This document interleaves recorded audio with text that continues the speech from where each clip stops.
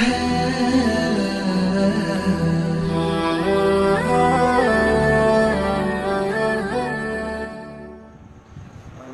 هريرة رضي الله تعالى عنه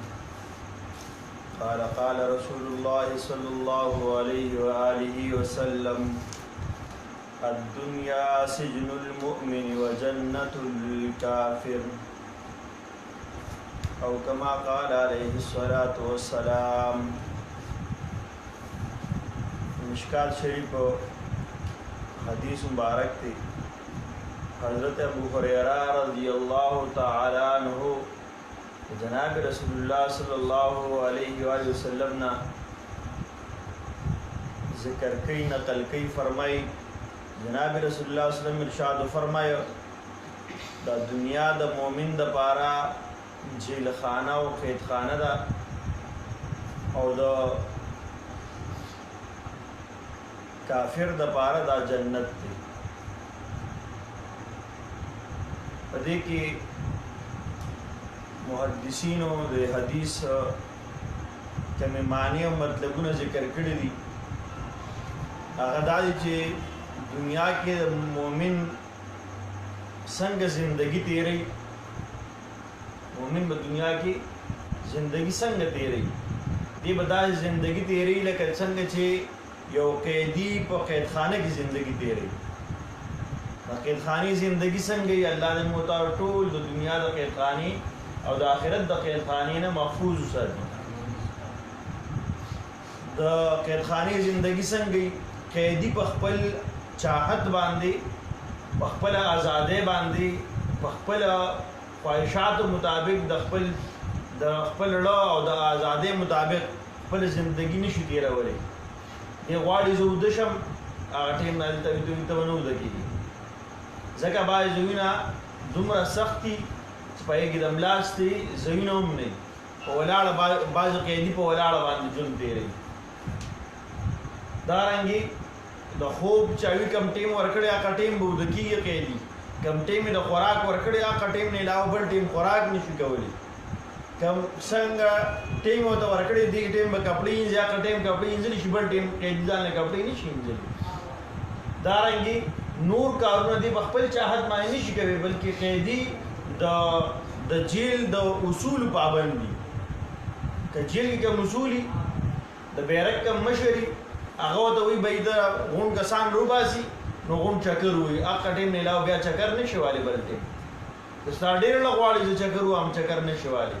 دارنګې بل یو عمل که دی غواړي چې یاره زه خوراک وکړم لږ ښه خوراک نن وکړم، تا ته به هغه خوراک میلاویږي چې کوم په جیل خانه کې ملاویږي، کم مهیایی هغه به تا ته ملاویږي. خپل چاحت ته خوراک نشي کولی. دارنګې په خپل چاحت باندې قیدي زندگی نشي تېروي په قید خانه کې. وي دقه رنګ یو مؤمن مسلمان به وي. ولې مؤمن مسلمان به د الله د حکمونو په حکمونو کې قیدي. الله چې کوم حدودو ته ذکر کړي دي په دې حدودو نه به دې تجاوز نه کړي، بار ته به نه وځي، دې کې به قیدي. د دې خپله بشري تقاضي پوره کوي. د خوب تقاضا ده نو تا ته وایي چې د الله حکمونه مات نه شي وده شه. که ته انسان ذریعه معاش ځان نه کوي، څه کار کسب کوي، نو وایي د حلالو حدود پرې نه دی، دا مات نه کړي، دې نه وانه وړې، حرامو ته چېرته وانه وړې. حدود یې ورته ذکر کړي دي. انسان د خپل نفساني خواهشات پوره کوي نو ته وایي چې د نکاح نه به ګوره بار کېږي نه، د نکاح یو حد دی ورته، دې نه به بار کېږي نه، ستا پاره نکاح ده، حرام کار به نه کوي. دارنګې دې بل یو کار کوي، بل کار کوي، بل کار کوي. د زندګي د دنیا کې دې څومره زندګي تېروي، په هغې کې ورته هر طرف ته یو دیوال ورته د الله رب العزت چې کوم حدود مقرر کړي دي مؤمن دپاره د هغې دیوالونه ورته لګېدلي دي، د هغې نه ورته دې په هغې کې قید دی، د هغې نه بار دی نه شي وتلی. دله وتل نی پکار. مؤمن مسلمان هغه دی چې د الله د حکمونو ماتح خپله زندګي تېره کړي، د جناب رسول الله صلی الله علیه وسلم په تعلیماتو کې خپله زندګي تېره کړي. دې وخت کې د الله د حکم د مانځه ټیم راغی، بدله بیا دا نه کړي چې ما د خوب ټیم دی، بلکې نه دا د الله د حکم ټیم دی، نه مونځ ځم به مونځ به کومه. چې کله د الله رب د حکم بل راغی روژه ونیسه، بیا دا نه چې دا روژې خو ډېرې اوږدې دي او دا سخته ګرمي په یخنۍ کې دسمبر کې بیا ونیسو که نه، اسی کوم مولوی صاحب که څو گزاره به کیږي څه یو چانس به کینو بیا په دسمبر کې مونږ شو ما ته یو ورځ یو مقتدی خبره کوله مولوی صاحب مې ولې جی وی داسې سلاره به کې نه راوځي نو مې یاره دا سلاره به کې نشته نو کوي نو مونږ به اختیار کړی و وی نه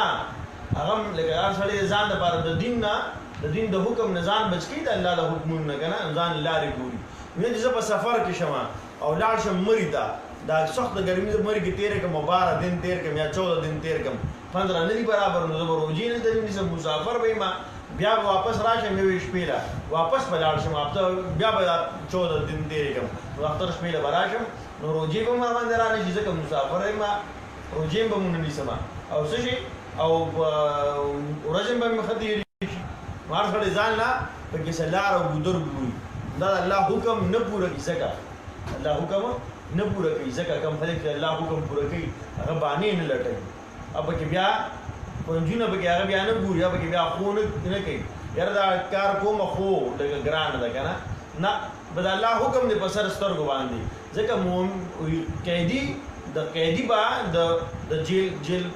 چې کوم شي داغه د اصول مطابق په دې وخت دی نو دنیا کې مؤمن قیدی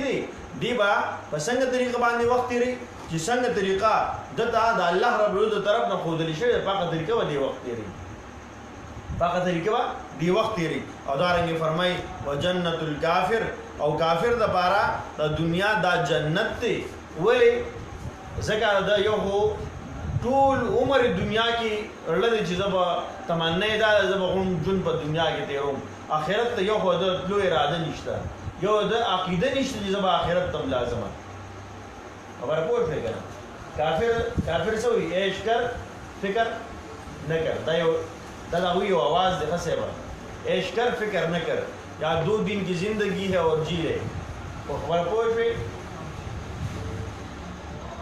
دا د غیر و یو اوازونه دي چې په دنیا لا جون دي به دا جون دي ادینه پس بیا جون نشته ادینه پس بیا جون نشته دا د غیر او आवाज دي او نو کافر هم دغه سوچ لري چې په دنیا کې کم ژوندۍ ده به دا ژوندۍ ده دنیا دا ژوندۍ هم دغه ژوندۍ ده دا جنت دی د کافر لپاره هغه د خپل چاهت مطابق ژوندۍ تیری کافر څه کوي د خپل چاهت مطابق زندگی تیری څنګه اړه غواړي اقا شان دي خوري څنګه اړه غواړي اقا شان دي سکی څنګه اړه غواړي اقا ټیمو د کیږي سټه څنګه اړه غواړي اقا شان دي کارونه کوي خپل چاهت مطابق روان دي چلیږي کافر دي کنه خپل چاهت مطابق هیڅ پابندي په ځان نه لاګو کوي د ملک به یو قانون مني خدای الله طرف نه کوم قانون دی هغه نه مني که شراب دی اړو شو نو 2 بوتل اسکی دا رنګ که زنا دی اړو شو نو د خپل چاہت زنا کوي خواهش پوره کوي خو